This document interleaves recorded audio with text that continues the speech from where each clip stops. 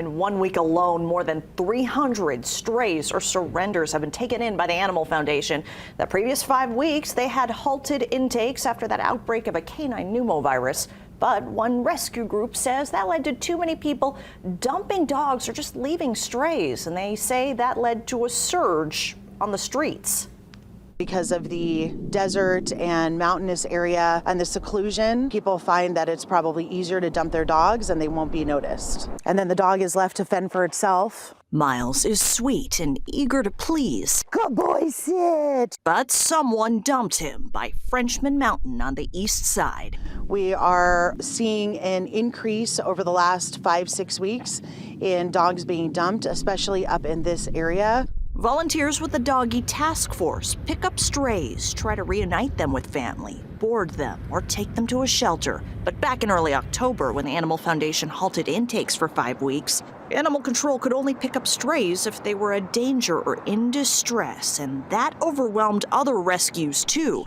Melanie Shane says the number of strays surged. This one found in the desert in a hamper. All these other dogs, also strays. They're often big and hard for just anyone to take home. Rescues, we're not sleeping. I mean, it's a very stressful situation.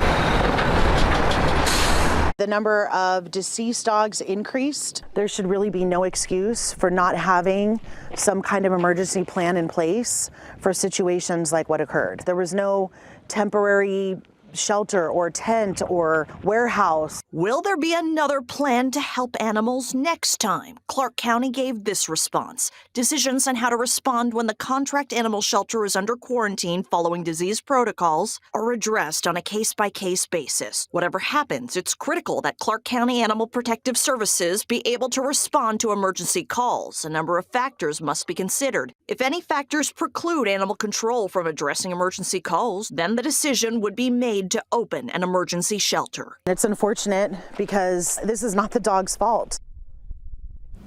So the Animal Foundation has intake by appointment only right now, which Shane says is a hurdle. But the Animal Foundation counters. What they say works better than taking the dog to the shelter is posting on Nextdoor and Facebook and trying to find the owner in the neighborhood. If the dog's skittish or aggressive, that's when you call Animal Control.